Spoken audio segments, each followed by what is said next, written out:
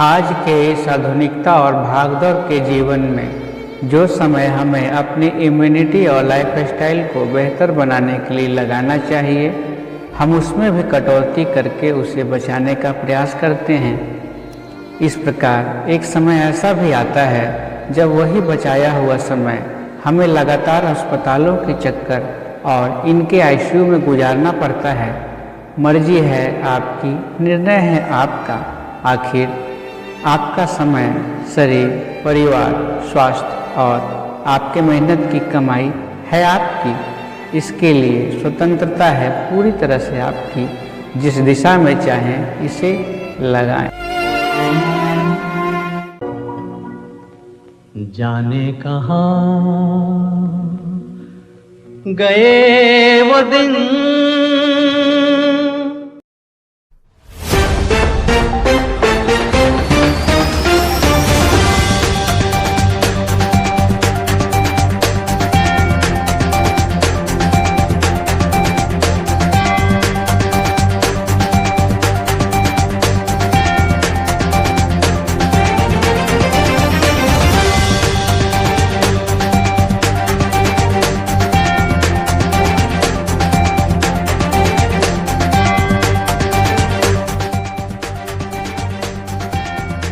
सब आयोडीन युक्त नमक खा के कल नपुंसक हो जाए तो कुछ पता नहीं। उजला नमक दूसरा जहर, यानी आयोडीन नमक, ये दूसरा जहर है।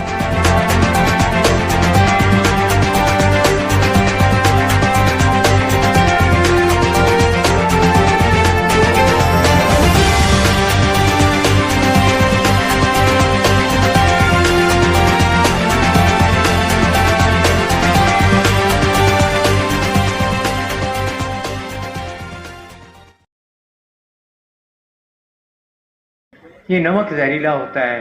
पहला जहर समुद्र में का लाखों टन प्लास्टिक है। इसके अंदर 1 ग्राम के अंदर हजारों नैनो मिलीग्राम जो है वो प्लास्टिक पड़ा है। कुछ नहीं कर सकते आप। उसके बाद प्रोसेसिंग में इसके अंदर केमिकल डाले हैं तो ये जहर बन गया।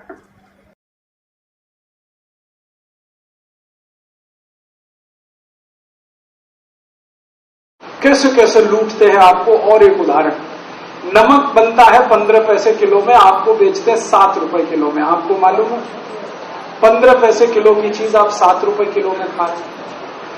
अब 15 पैसे किलो की चीज 7 रुपए में खाएं, हिसाब जोड़ो। 15 पैसे की चीज 30 पैसे किलो में खाएं, 100% मुनाफा। 15 पैसे किलो की चीज 1.5 रुपए में खाएं, 1000% मुनाफा। 15 पैसे किलो की चीज 3 रुपए में खाएं, 2000% मुनाफा। 15 पैसे किलो की चीज 7 रुपए में खाएं। इतनी लूट है और हमारी हिम्मत ही नहीं है सरकार से पूछने की कि 15 पैसे किलो का नमक इतना महंगा क्यों मिलना चाहिए। तो वो आपको उल्लू बनाएंगे। वो कहेंगे इसमें आयोडीन मिलाया हुआ है। आयोडीन कोई ऐसी महंगी चीज है क्या? बहुत ही सस्ती है, मुफ्त की है, फोकट की है, भगवान की दी हुई। बहुत आयोडीन समुद्र के पानी में है जो बिना पैसे का आता है।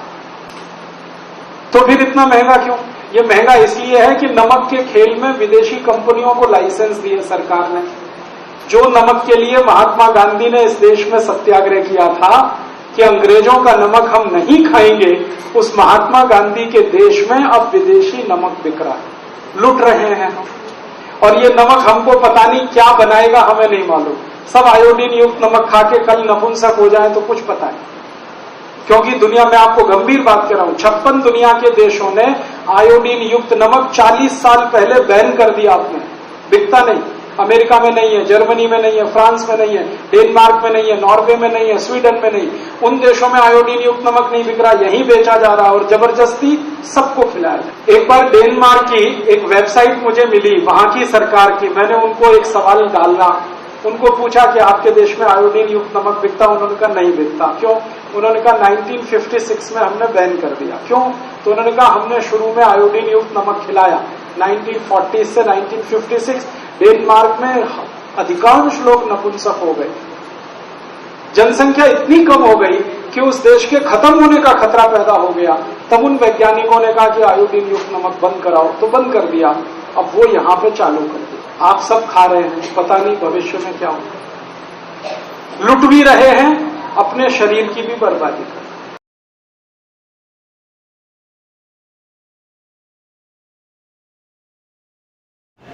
अभी हमारे पास ये सेंधा नमक है, आप लोग देख रहे हैं। ये ढेला के रूप में भी आता है और पिसा हुआ भी आता है, और इसमें ये आयोडाइज साल्ट है, आयोडीन नमक। देखते हैं कि ऊर्जा का क्या अंतर आता है। इसके स्पर्श से हमारे अंदर ऊर्जा बढ़ती है या घटती है।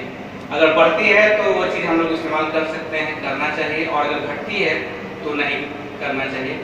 जब हमारे स्पर्श से ऊर्जा का इतना हरासमेंट होता है तो सोचिए कि जब हम उसको अपने शरीर में डालेंगे तो क्या स्थिति हो जाएगी। हम जिस वातावरण में रह रहे हैं वहाँ पे जो भी सजीव और निर्जीव पदार्थ हैं, जिनके भी संपर्क में हम जाते हैं, उसमें दो तरह की ऊर्जा होती है। एक सकारात्मक पॉजिटिव, जब आप उस पर बैठेंगे, उसके संपर्क में जाएंगे तो वह आपके अंदर की ऊर्जा को बढ़ा देगी, और दूसरी तरफ इसके ठीक विपरीत जो नकारात्मक वस्तुएं हैं उसके पास भी जाने से आपकी ऊर्जा क्षय होती है। सब कुछ जीवित है, सब कुछ ऊर्जा पे चल रहा है। चलिए हम डेमो देखते हैं। सबसे पहले इनके शरीर के अंदर कितनी ऊर्जा है, हम उस ऊर्जा को समझेंगे। तो ये दाहिना हाथ ऊपर कीजिए, इसको बंद करिए, और जितनी ताकत है उससे प्रतिरोध कीजिएगा, रोकिएगा, नीचे जाने नहीं देना है, ठीक। फिर हम देखेंगे बारी बारी से कि इनको छूने से क्या होता है।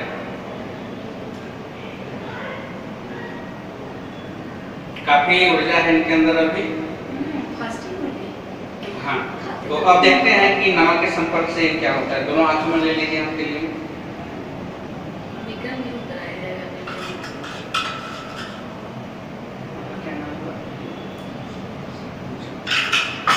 चलिए, ओम शंकर जी अपने दोनों हाथों में इसको रख लिए हैं। अब देखते हैं कि आयोडीन नमक इनके शरीर की ऊर्जा को कैसे प्रभावित करती है, ऊर्जा बढ़ाती है या घटाती है। देखते हैं। ये रोकने का प्रयास कर रहे हैं, लेकिन इनका जो ताकत है वो पहले से काफी कम चुका है। ये खुद ही महसूस कर रहे हैं और हम भी देख रहे हैं। तो इनकी ऊर्जा घट गई आयोडीन नमक को मात्र छूने से। अगर ये खाएं और खाते रहें तो आने वाले समय पता नहीं क्या होगा। अच्छी तरह से इसको झाड़ लिया जाए।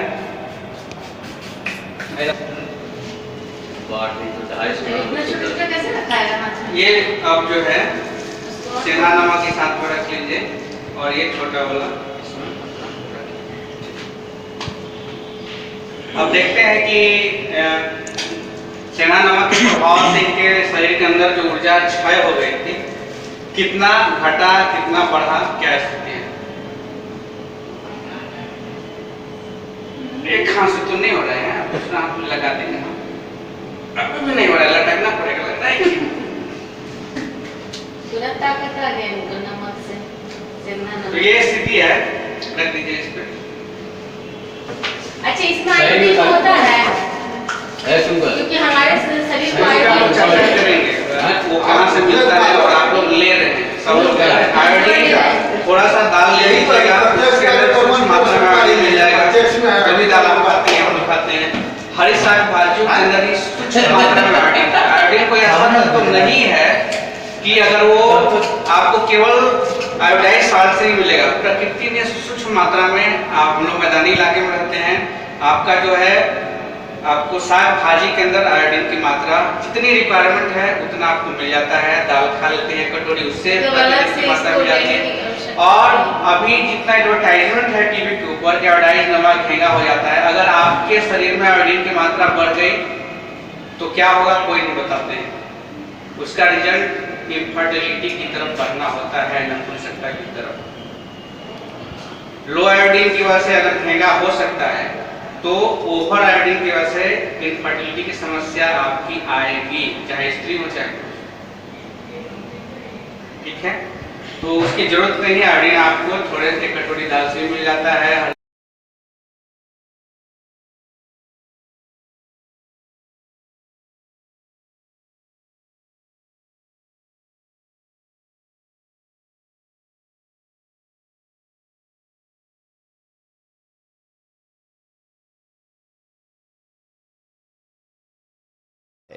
जैसे हमारे रसोई घर में 5 जहर हैं, पांचों जहर को बाहर निकालो आप।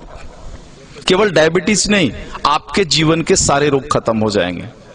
रसोई घर को जो बिगाड़ा है इन लोगों ने, 5 जहर रसोई घर में प्रवेश करा करके बिगाड़ा है। उसमें से उजला आटा, यानी गेहूं का आटा, मैदा एक जहर। उजला नमक दूसरा जहर, यानी आयोडीन नमक, ये दूसरा जहर है। तो गेहूं छोड़ा तो कहां जाना है? बाजरी, जवारी, मकई, मड़ुआ के पास जाना है, जौ के पास जाना है। उजला नमक अगर छोड़ना है तो कहां जाना है? सेंधा नमक पर जाना है, काला नमक पर जाना है, आपके यहां के सांभर झील के नमक पर जाना है। यह शुद्ध नमक है। तो दूसरा जहर हुआ। तीसरा जो जहर इन्होंने डाला है चीनी। चीनी का पिंड छोड़ो, चीनी बंद कर दो। चीनी की जगह जितनी इच्छा है उतना गुड़ खाओ, भूरा खाओ, खांड खाओ। ये डायबिटीज की अच्छी दवा है। गुड़ डायबिटीज की अच्छी दवाओं में से एक है। हमारे यहां जितने डायबिटीज के मरीजों की चिकित्सा होती है ना, सबको लिख के देता हूं प्रिस्क्रिप्शन पैड पर, प्रतिदिन गुड़ खाओ। हाँ, रसगुल्ला खाने का मन है, जरूर खाओ, गुड़ वाला खाओ। जिलेबी खाने का मन है, जरूर खाओ, गुड़ वाली जिलेबी खाओ। बालूशाही खाने का मन है, गुड़ वाली खा लो। जितना मीठा खाने का मन है खाओ, गुड़ वाली खा लो। तो तीसरा जो जहर है वो आपका चीनी है। हाँ। और जो चौथा जहर है वो है रिफाइन। हाँ, इस रिफाइन को बाहर निकालो। ये तेल नहीं है। आर्थराइटिक्स भी सबसे ज्यादा राजस्थान के लोगों को है। आर्थराइटिक्स, घुटने का दर्द, कमर का दर्द, माताओं को तो है ही, 100% राजस्थानी माताओं को है ये। कारण आपने इस शरीर को तेल और घी तो दिया नहीं, तेल के नाम पर रिफाइन दिया और घी के नाम पर बटर ऑयल दिया। कहते हो घी खाते हैं, लेकिन वास्तव में वो बटर ऑयल है, घी नहीं है। आप कहते हो तेल खाते हैं, तेल नहीं खाते, रिफाइन खाते हो आप। रिफाइन अलग है और तेल अलग है, दोनों एक नहीं हो सकता। तो इस रिफाइन को बाहर निकालो और तेल को लेकर के आ जाओ। तेल सरसों का हो सकता है, तिल का हो सकता है, आपके यहाँ अच्छा राई, सरसों, तिल, ये 3 चीजें तो मैं जानता हूं, और शायद कुछ मूंगफली का भी बढ़िया हो सकता है। ये सारी चीजें हैं। 2 विरुद्ध चीजें हैं, एक सूर्यमुखी और सोयाबीन। इनके चक्कर में मत पड़ना, ये दोनों खतरनाक हैं। तो इस तरह से रसोई घर से अगर कुछ चीजों को आप बाहर निकाल दो। 2 मॉडर्न चीजें हैं, एक प्रेशर कुकर, हाँ, जो आपके रसोई घर का प्रेत है, प्रेत को बाहर निकालो। हाँ, पकती नहीं अनाज, फटती है अनाज। दाल फटता है, उसमें पकता नहीं है। नीचे से ताप और ऊपर से प्रेशर, तुअर का दाल फट जाता है, पकता नहीं है। पकेगा तो मिट्टी की हांडी में धीरे धीरे, सने सने, धीमी आंच पर ही पकेगा। तुअर का पौधा जितने दिन तक मिट्टी में खड़ा रहता है, उसी हिसाब से समय लेगा हांडी में पकने के लिए। जल्दी कैसे पका लोगे आप? नहीं पका सकते। वो मिट्टी में 10 महीने तक खड़ा रहा है तो 10 मिनट तो लेगा ना चूल्हे पर पकने में। आप फटाफट 2 मिनट में पका लोगे, पकता नहीं, फट जाता है। अनाज को, फटा हुआ अनाज खाओगे तो गड़बड़ तो होगी ही, पका हुआ अनाज खाओ। प्रेशर कुकर में कोई भी अनाज नहीं पकता, केवल फटता है। तो इस प्रेत को बाहर निकाल दो। और दूसरा प्रेत तो कम है, जो है फ्रिज, हाँ, इसको बाहर निकाल दो। शरीर को अग्नि चाहिए। फ्रिज की सारी वस्तुएं शरीर के अग्नि को खराब कर देने वाली है। शरीर में अग्नि नहीं होगा तो पचेगा ही नहीं, और पचेगा नहीं तो सड़ेगा, और सड़ेगा तो वायु निकलेगा, और वायु निकलेगा तो पता है वायु क्या क्या करता है? पूरे शरीर में उपद्रव करता है। पैरालिसिस इसी में से आया हुआ है, हार्ट अटैक इसी में से आया हुआ है, ब्रेन हैमरेज इसी में से आया हुआ है। तो ये 2 प्रेत को निकाल दो, और इन वस्तुओं को अगर आप निकाल दो रसोई घर से बाहर, तो बचा हुआ 25% डायबिटीज वहीं खत्म हो जाता है। अब बच गया 25%। 25% के लिए चाहो तो गाय की शरण में आ जाओ, बस इतनी ही भूमिका होती है उसमें।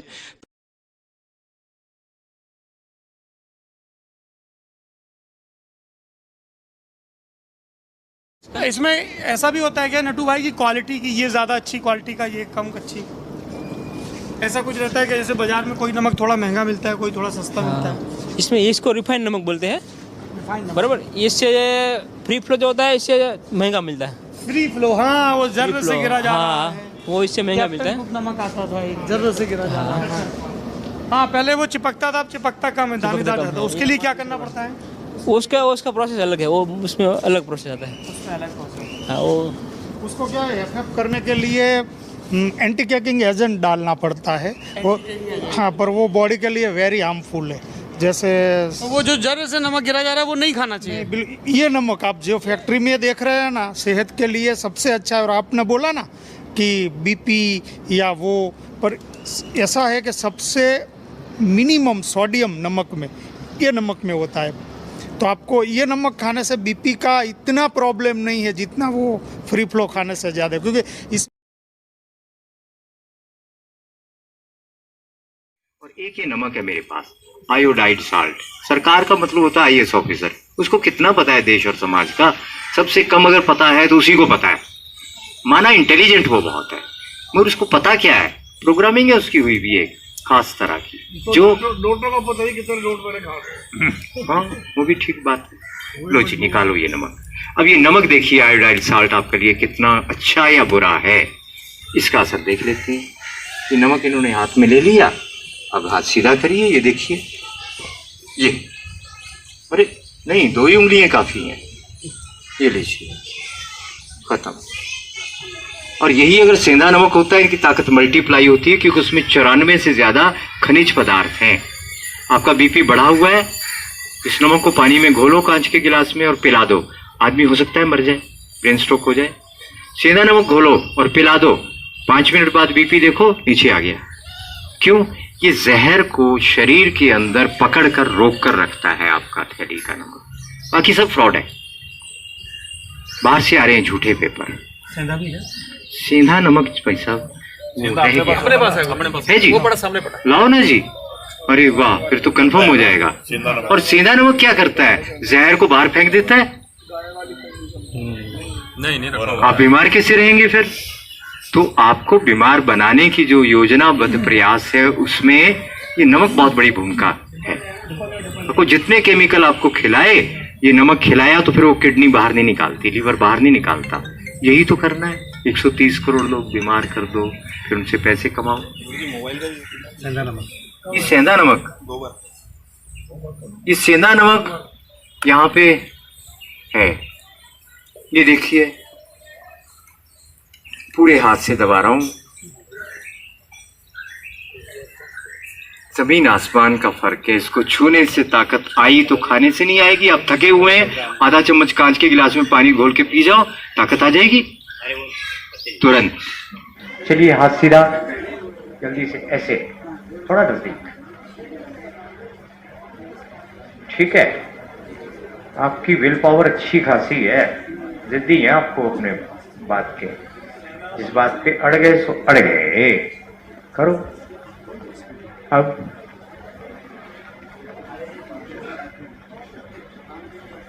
ये नमक जहरीला होता है। पहला जहर समुद्र में मैं कहा लाखों टन प्लास्टिक है। इसके अंदर 1 ग्राम के अंदर हजारों नैनो मिलीग्राम जो है वो प्लास्टिक पड़ा है। कुछ नहीं कर सकते आप। उसके बाद प्रोसेसिंग में इसके अंदर केमिकल डाले हैं तो ये जहर बन गया, स्ट्रॉन्ग पॉइजन बन गया।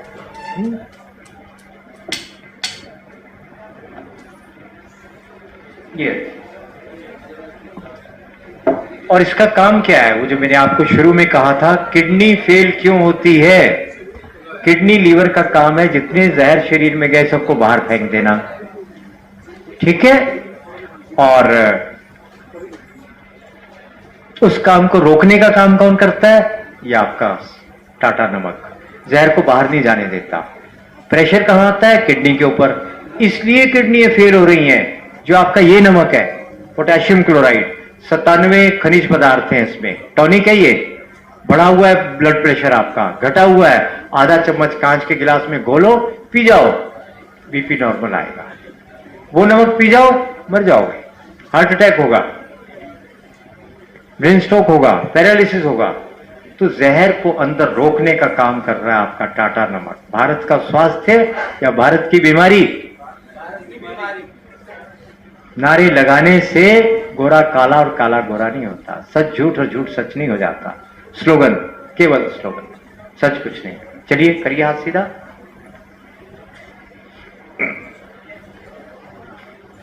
ठीक है, अपने घर में करके देखिए, ये नमक आपको पुरस्कार में।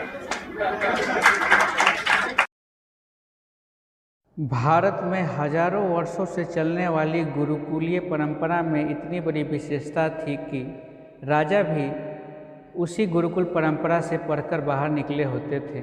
उन्हें इस बात का पूरा समझ और ज्ञान रहता था कि उनके राज्य में शिक्षा की व्यवस्था कैसी हो, चिकित्सा की व्यवस्था कैसी हो, व्यापार की व्यवस्था कैसी हो, वहाँ का अर्थशास्त्र कैसा हो, वहाँ के लोगों के बेहतरी के लिए क्या और कैसे प्रयास करने चाहिए। इनसे पूरी तरह से उनको व्यवहारिक रूप से शिक्षा दी जाती थी और यही कारण था कि वे अपने प्रजा का पूरी तरह से या ज़्यादा से ज़्यादा ख्याल रख पाते थे। लेकिन आज की स्थिति में चाहे सत्ता और व्यवस्था राज्य की हो अथवा देश की हो, हमारे सिरमौरों को अपने ही देश की संस्कृति, स्वास्थ्य, शिक्षा, चिकित्सा, पर्यावरण के बारे में व्यवहारिक बातें पता नहीं होती है। इसका बात इससे चलता है कि वे वैसे फैसले लेकर आगे बढ़ जाते हैं जिससे हमारे शिक्षा, स्वास्थ्य एवं चिकित्सा, व्यापार एवं अर्थव्यवस्था,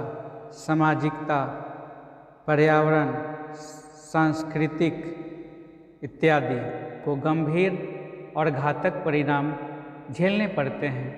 हमने तो आज़ादी के बाद से लेकर अब तक यही देखा है।